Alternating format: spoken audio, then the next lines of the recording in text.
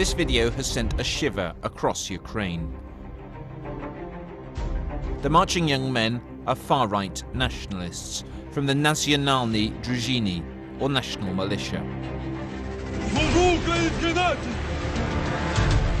They're at a sacred spot, Ukraine's crucible. Maidan, Independence Square in central Kiev.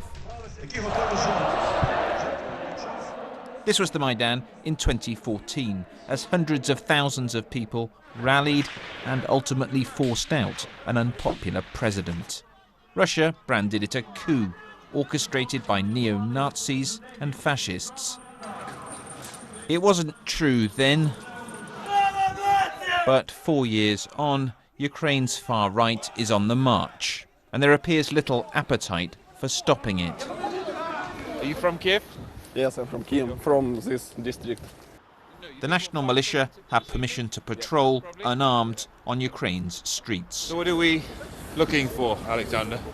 В первую очередь полиция попросила нас проконтролировать точки кредитирования, на которые в последнее время на которых часто начали случаться разбои. Вот. И уже косвенно мы контролируем вообще ситуацию на улице, то есть пытаемся выявить какие-то правонарушения и среагировать. It's pretty tame stuff. They spot a woman drinking alcohol near a kid's playground. Либо допивайте сейчас, либо выбрасывайте нам. Не, жалко, вы бросите деньги заплачили. Или дома там допить, просто на детской площадке. We then go to a place where punters can gamble on computer terminals. Здравствуйте. Игра закончена. We're told it's been operating illegally, as its owners allegedly have links to Russia. It's unspectacular stuff. The national militia call the police out, Незаконный игральный бизнес. and reluctantly they appear and go through the motions. Национальная дружина. What the national militia want us to film is that they're a force for good, here to restore order and make the police do their job. К сожалению, полиция не справляется со всеми проблемами, которые существуют в нашей стране. Естественно, мы, как патриоты Украины, возлагаем эти функции на себя. It's a message that has some resonance. There's a growing despondency here about how little has changed. The next day, we're contacted by the company that owns the gambling shop. It turns out that many of their other branches have also been raided by the national militia. Где-то около часу дня к нам забежали группа молодых людей, человек 20-25. This is the national militia when journalists aren't watching. В масках с молотками, с битами, в куртках с надписью «Национальная дружина». Они кричали «Слава Украине», еще там какие-то свои лозунги. Начали здесь все просто громить. Полная разруха. Все было побито абсолютно. We're given other footage, which shows more places being trashed, men lighting fireworks indoors, even setting one location on fire. The national militia tell us they're working alongside the police, but they have also, on several occasions, fought them. Here they brawled and used pepper spray on officers as they tried and failed to pressure a judge into keeping an allegedly corrupt politician in custody. The national militia are part of a group called Azov. Initially a volunteer military battalion, it has well-established links to the far right. Its founder, this man Andrei Beletsky, has in the past expressed racist and anti-Semitic views. And its logo has clear Nazi overtones.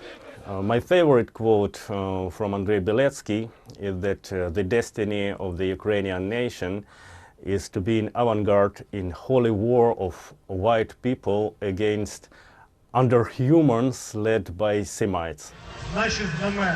Beletsky now denies he ever said that, but as this oath-making ceremony shows, he's not running away from the dubious imagery.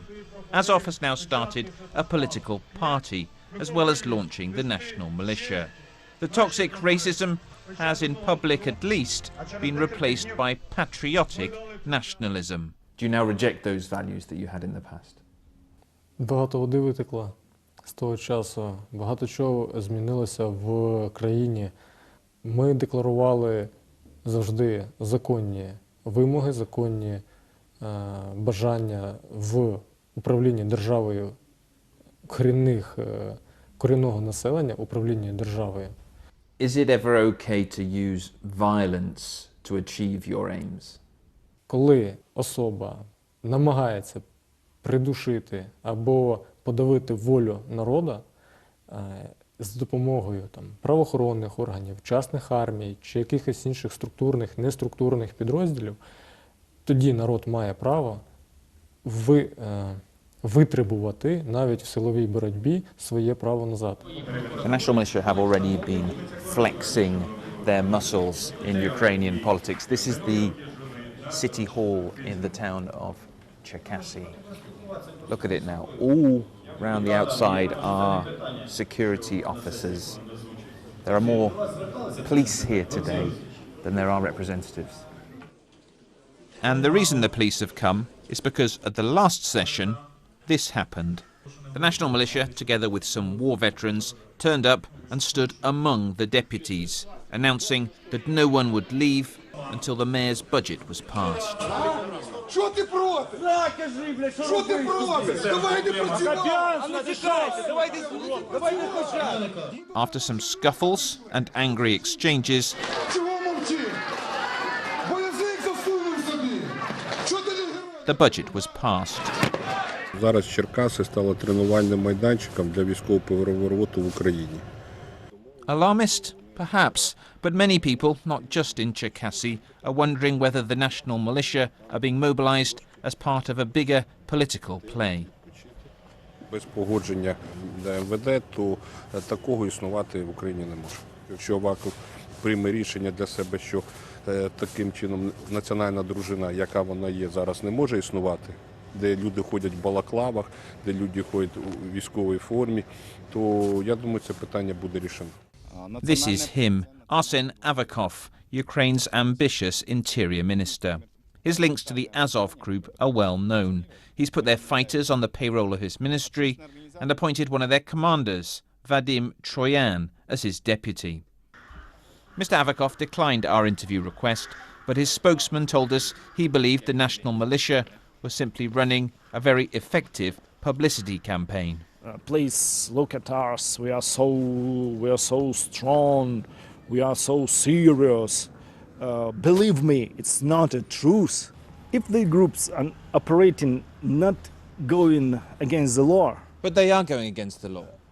Please, they're smashing places up. No, only one smash. It's one smash. No, we've one seen them fighting. smashing up lots of different places. We've seen them fighting with the police a number of times. They've intimidated politicians. That's not okay, is it?